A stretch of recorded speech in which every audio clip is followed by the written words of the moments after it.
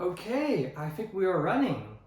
Since I already did 2 videos on Cardano's cubic formula, one on the more easier depressed cubic version, and then the hideous generalized form of it, I decided that, oh well, let's make a threesome, or let's do, what is it, hat trick? Yeah, as they say in, I forget what sport it is, but yeah, we're going to be doing over this revision village problem, props to them, on the complex numbers and Cardano's cubic formula, which is sort of designed to be an IBHL analysis and approaches paper-free question.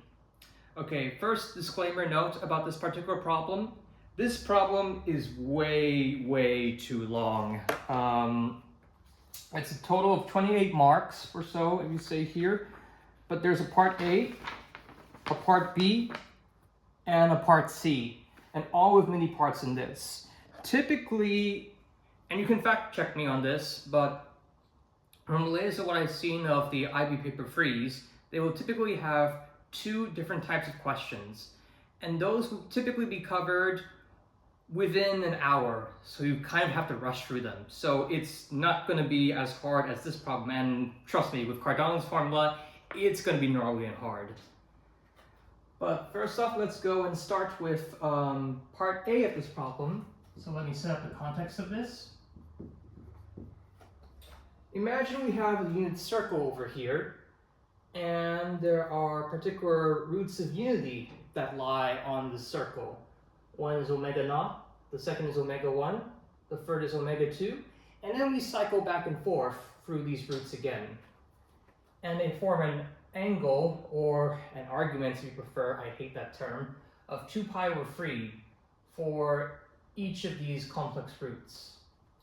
Now, as we know, in the Argon diagram, the horizontal axis is the real part of the complex number, and the vertical axis is the imaginary part of the complex number. So you have z equals a plus bi, real part of z equals a, and the imaginary part of z is b.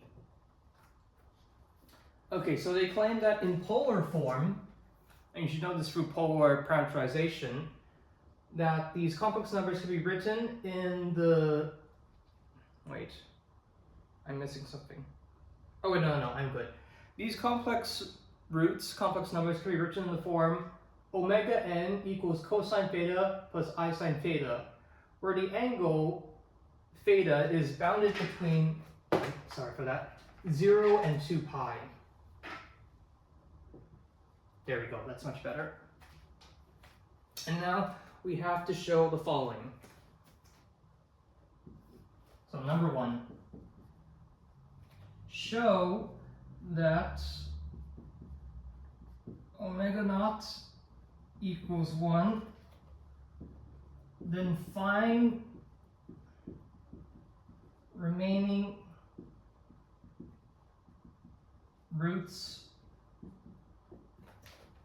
omega 1 and omega 2 in polar form.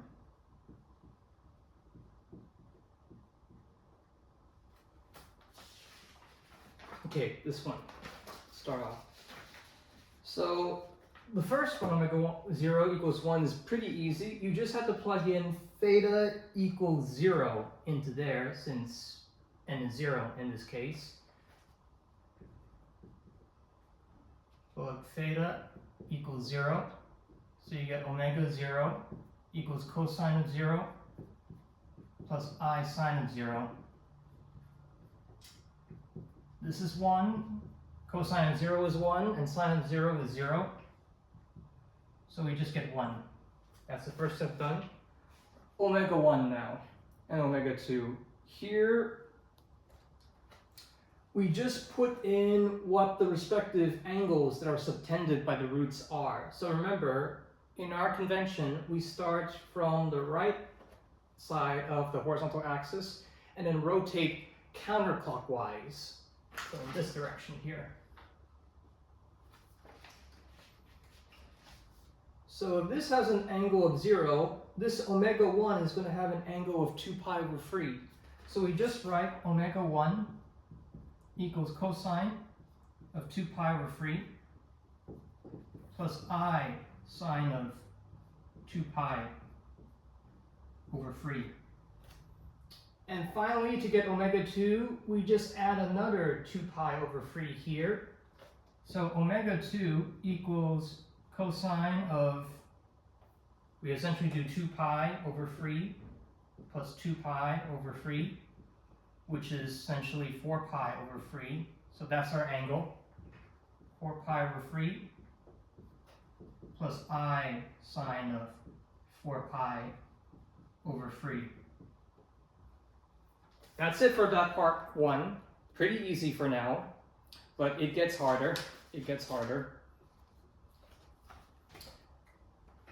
Let me go and take a while to write down the next answer, next part of the question.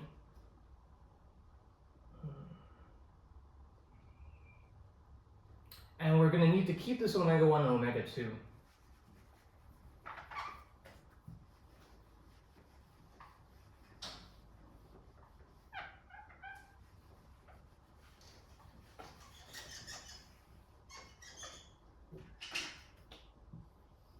Square this box here.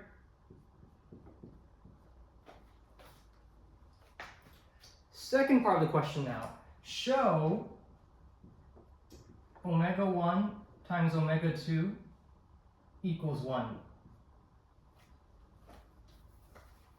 So basically for this, we just have to multiply these two complex numbers together.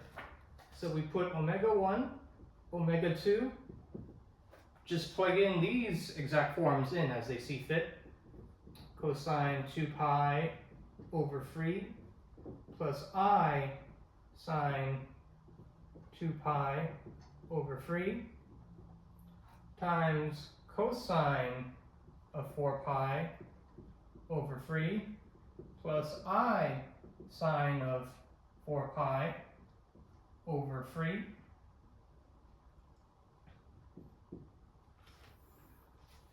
And then we proceed to multiply these out. So it's going to get nasty from here. Lots of working. Don't be worried if you're not able to show them all. I'll get back to that later. Yeah, let me just write all this stuff. I cosine 2 pi over 3 sine of 4 pi over 3. Yeah, we just expand and FOIL this out. Plus I sine of 2 pi over 3 cosine 4 pi over 3 plus I squared. Now mistakes will often be made. The actual IB paper 3 questions will definitely be a lot easier than this. As long as you're able to show the work out nicely, even if you make mistakes, the examiner should give you nice partial credit for the work that you've done. Oh, I missed that. Okay, see, even I'm making mistakes now. See, we're all human. Sine of 4 pi over 3.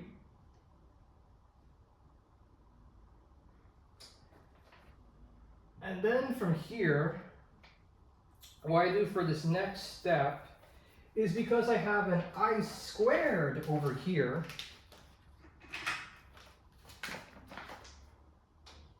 we remember that for imaginary numbers, that's the same thing as -1. So I'm basically going to break this apart into real and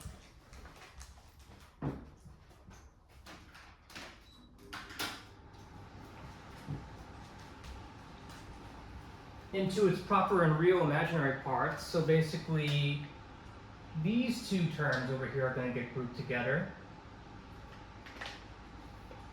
Let's see.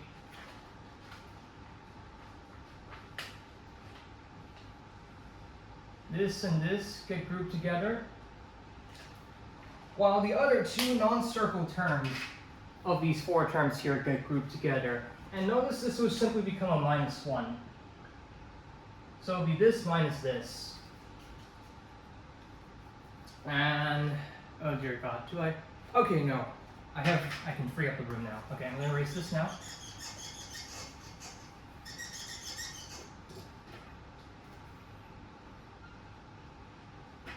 And erase this too, just in case we need more room. We're going to need lots and lots of room.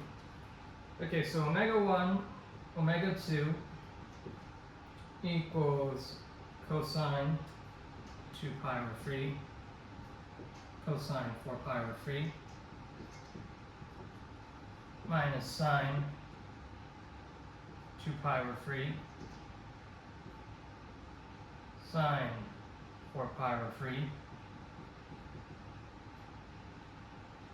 And note, particularly, this form should hopefully, if you practice enough trigonometry, look familiar to you. If not, I'll go on and finish writing the rest of this stuff, and then we'll compress it from here. I times cosine of 2 pi over 3, sine of 4 pi over 3, plus sine of 2 pi over 3, cosine 4 pi over 3. So if you did enough trigonometry, what you should recognize is this is in the expanded form of the compound angle formula for cosine. Yeah, let's not write the words, it takes too long. Which is basically this formula here. Given two angles A and B, cosine of A plus B equals cosine of A times cosine of B minus sine of A sine of B. So we're working from the right-hand expression and saying it's equivalent to the left-hand side expression. So we can simply add these angles together to then get this more nicer result. Cosine of 2 pi over 3, they're all factors of 2 pi over 3, factors of pi over 3, so it's just 2 plus 4, so that gives us 6 pi over 3.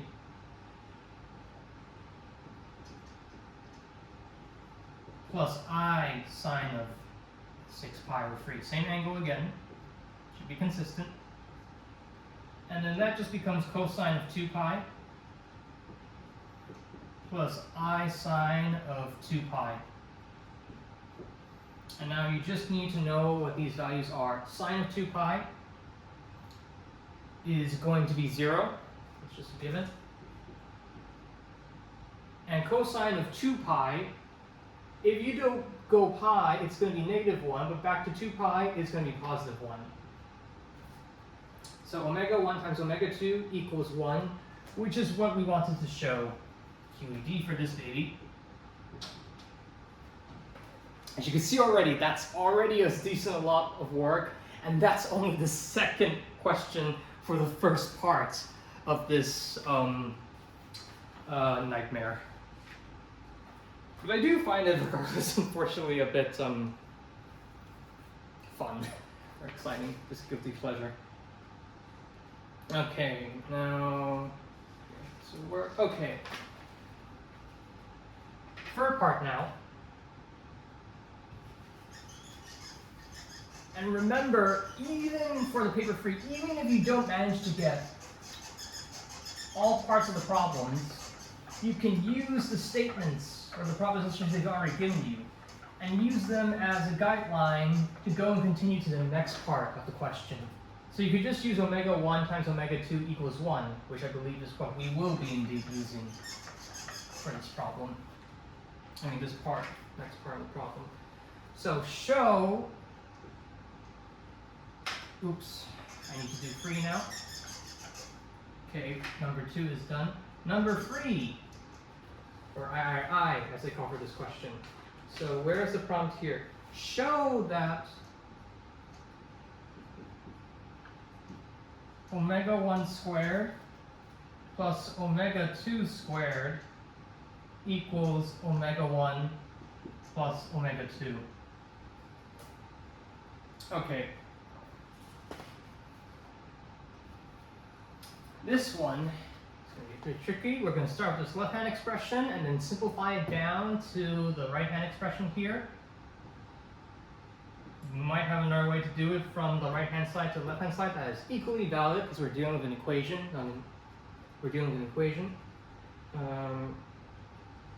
Let's see. Yeah, omega 1 squared plus omega 2 squared equals basically that omega 1 we had, so then cosine 2 pi over 3 plus I sine 2 pi over 3. This entire thing squared plus now cosine of 4 pi over 3. Wait, right? Yeah. Cosine 4 pi over 3. Plus I sine 4 pi over 3 squared. Now use De Moivre's theorem.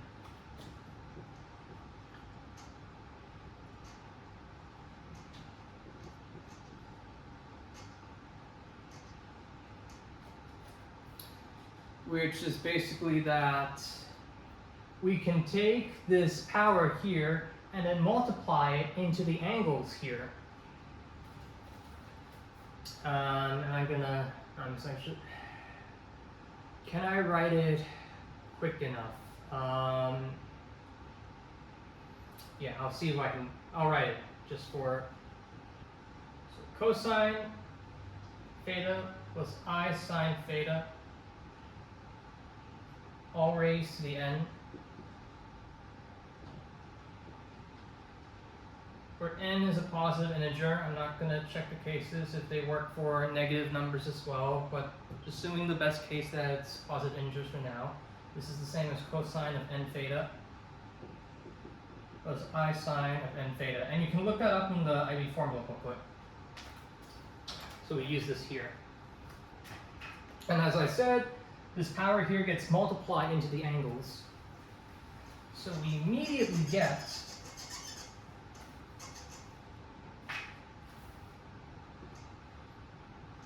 cosine of 4 pi over 3, 2 times 2 pi over 3, plus I sine of 2 pi over 3 times 2, so that's 4 pi over 3.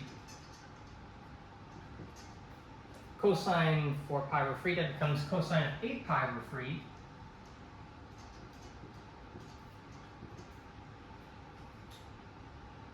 And then this becomes I sine of 8 pi over 3 as well.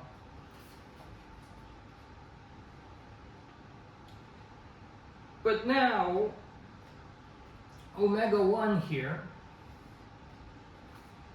this stuff here is essentially, oh,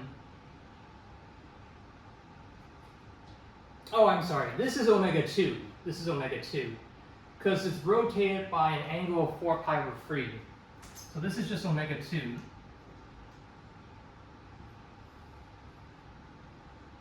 And then we have this stuff here, cosine of 8 pi over 3 plus I sine of 8 pi over 3.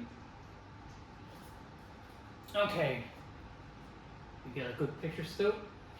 Okay, and now is where we kind of have to use how we add angles when rotating around the unit circle, or any kind of like circle for that matter. Yeah, unit circle for trigonometry. Because if you're dividing by 3, well, as you can see with the picture here, that means you're breaking up the circle into a triangle that's split into, actually let's look at the circle. You're splitting up a circle into 3 sectors, essentially. And you're rotating over each one, sweeping over a little area or covering like the shape of a triangle like this. Whatever floats your boat.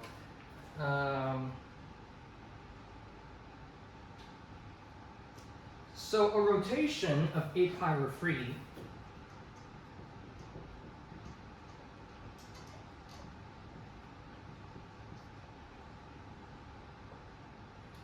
is basically 1 revolution and an extra third.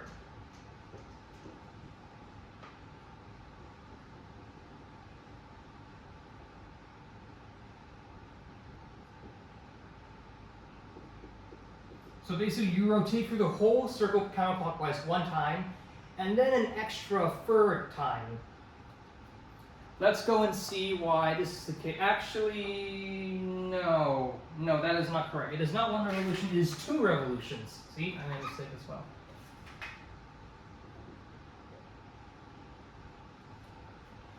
And here's how I'll show you how, when we're dividing by 3, or if we speak in number theory, in modulo 3. Let's see. So yeah, we have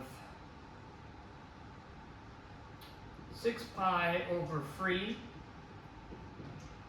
plus 2 pi over 3. And see, this is basically 6 pi over 3 is just 2 pi.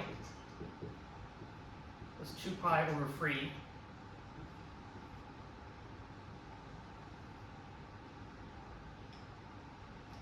Yeah, and then this is essentially 3 pi over 3 plus 3 pi over 3 plus 2 pi over 3. So this is 1 rotation, 1 full rotation, another revolution. Sorry, let me just call them revolution, because we understand that to be full rotation. And then that's a third rotation.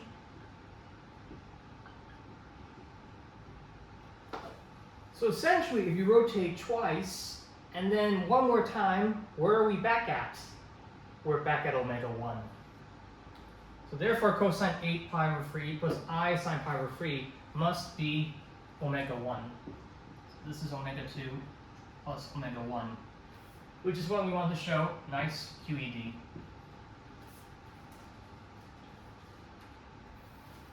And now the final part of part A.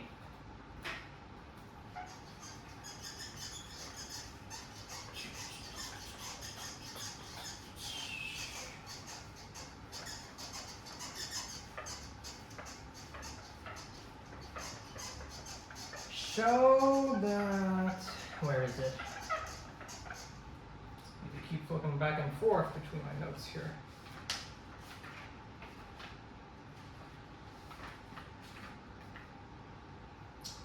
Hence show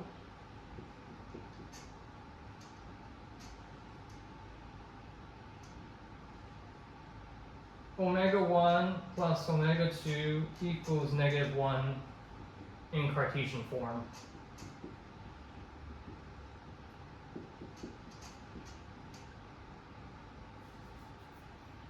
Okay, and then the hence is a key IB word that you want to use, which means, actually it's a key IB word, but I haven't looked at like what the guide says enough, so just keep in mind that you see that that's a very nice keyword. Hence, yeah, show that, show that, show that, show that.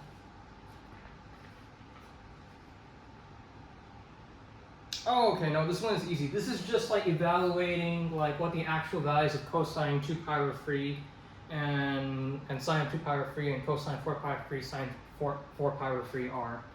So, yeah, you don't need any of the previous stuff to do this part. So this is good. So omega 1, once again, is cosine of 2 pi over 3, again, 1/3 rotation, plus I sine of 2 pi over 3.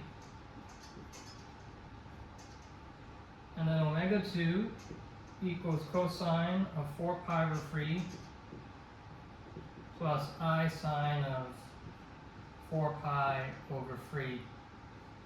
Now we want to add these up and eventually show that we get negative 1. So let's evaluate these expressions here. Okay, so at this point here, you would have memorized these. You would have memorized like the values of cosine and sine of pi over 3, and then know what their multiples look like once you rotate them around the unit circle. just to make this easy, I'll go and draw the triangle, and I'll make it in pi radians, just because that's what we're doing. We're looking at the special triangle of pi over 6, pi over 3, and pi over 2, standing for 90 degrees, obviously. Okay, and let's see. So if this is, let's make it easy. Let's make, since we're dealing with the unit circle, this will be a radius 1. You go to pi over 6, opposite that, that's going to be 1/2. And then we go opposite pi over 3, that's going to be a square root of 3 over 2. Okay, that's the triangle we're using. So now, okay. Cosine of pi over 3 is essentially 1/2. As you see here, cosine is adjacent over hypotenuse, so pi over 3, 1/2 over 1. Then in the meantime, we'll have sine of 2 pi over 3. That's just going to be square root of 3 over 2. And yep, that's it. Then we just have to care about the other rotational quantities. So these will be the principal values, except they might change signs. It could be plus or minus, and that's where we have to be careful with rotation. Okay.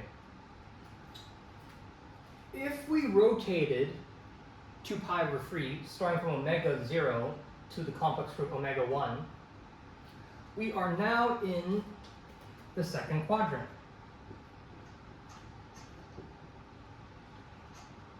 So basically in this case, cosine is negative, sine is positive.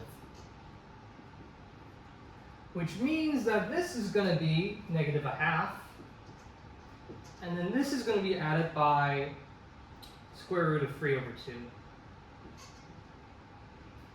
In the meantime, if we rotate 4 pi over 3, that's 2 pi over 3 2 times, we're going to end up in the third quadrant.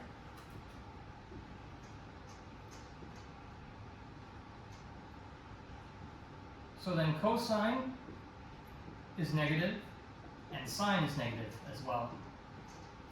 So then this cosine of pi over 3 is going to be negative 1/2 minus square root of 3 over 2.